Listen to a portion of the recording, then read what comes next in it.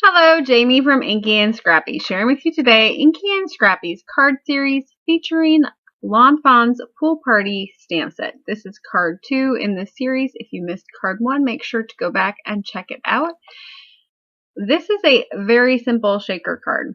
I say very simple because I bought the coordinating, shaker shape from MFT when I bought the pool die. I don't know if the pool Dienamic is available anymore or the pool shaker inserts are available anymore, but I know Waffle Flower has them and a few other companies do these as well.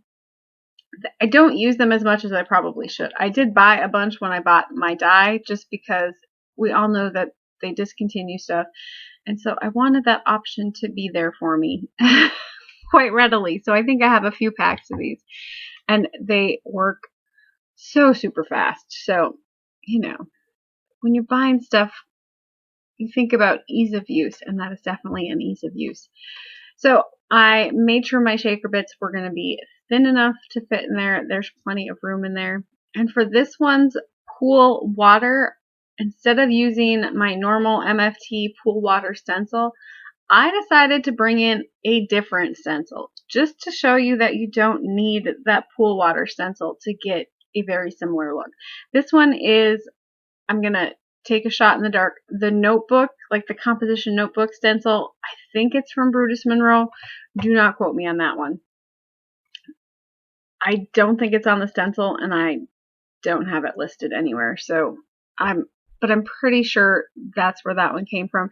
But any odd shaped stencil like that. I even have a rose one that I have sitting out to try because it's got that different shaped petals, and if you rotate it, I think you'll lose the rose shape and you'll get that water effect. But I will try it and I will let you know if it turns out, or you will watch it turn out.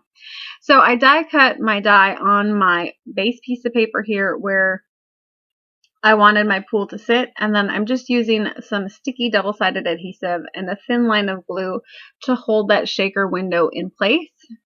I said this came together super fast. At least for a shaker, to me, it came together super fast. None of that double-sided adhesive and, all the things. It does create a much, should I say, flatter card. I'm sure when I mail it, I'm still going to have to put bubble wrap or something in there to make sure that it stays, mailable. But above and beyond that, they fill super fast and go together super easy. So I added my shaker bits there and some glitter because, you can't not have glitter in a shaker, right? But the bits are actually like an acetate drop thingy that was in the floral department of our local craft store. I've had them forever. I bought them in a rainbow of colors for shaker type purposes and accents on my cards. They are a little bit bulkier, so I don't use them a whole lot for accents, just because if I'm going to mail it, it's, going to require extra postage. So keep that in mind when you add things to your cards. If you plan on mailing them or if you plan on hand delivering them, sometimes it makes a difference. I did fussy cut around the little snorkel for my little kitty cat that's going to be under the water. And yes, I should have added this to it before I put it together, but I wasn't. I was just, I wasn't thinking all the way through when I started. And so I wanted him to be in the water and free flowing, or in the pool, I guess, and free flowing. And then my other little kitty on the inner tube is on top of my actual shaker piece. And then I'm just going to decorate it around to pull it all together. So because there's 2 kitties in the pool, I wanted 2 sets of flip-flops. And I didn't put both of those towels on there just because, real estate. I didn't have as much real estate, and I really didn't think it needed all of that. And then trying to make sure my images look well balanced, I guess.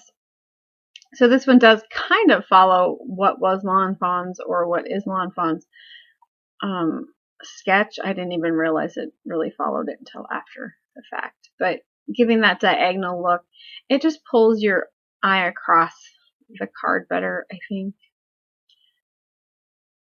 And then adding in just a couple of those blue little dots to kind of, you know, bring the shaker elements out to the front of the card.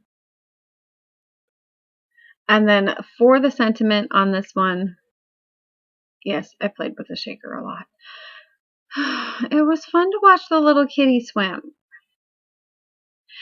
I actually used the sticker from the paper pack that the paper is from. The paper is from Beach Day from Echo Park. It's actually the 12 by 12 paper pack that came with the sticker sheet. So it made for a very fast sentiment on the front of my card. And then for the inside, I kept this one fairly generic. So it just says, have a relaxing day. So I can use it for birthday or just a thank you or thinking of you or anything like that. And then, of course, bringing those flip-flops into the inside. They're probably my favorite image from that stamp set, are the little flippy floppies. Because they're so cute. Just like little footprints, you know? You can add them to anything. So, because I used Distress Oxide inks before I closed my card, I just put that piece of acid or a piece of plastic in between there so I did not smear it onto the front side of the card. So I could attach my card front to my card base without waiting, because patience, y'all, patience. I've got none. And so just double checking to make sure it was dry, and it was dry, put together. And I did trim off the side a little bit there after the fact, because I wasn't quite, you know, my measuring was a wee bit off. It happens. And then just futzing around with my little in the pool cat, because he was causing mischief. And there is my completed card for card number 2 in my Lawn Fawn Pool Time stamp set series. Thank you so much for joining me. If you have yet to subscribe, make sure to click that subscribe button so you can be alerted when new videos go up on the channel. Thank you so much for watching, and keep getting inky.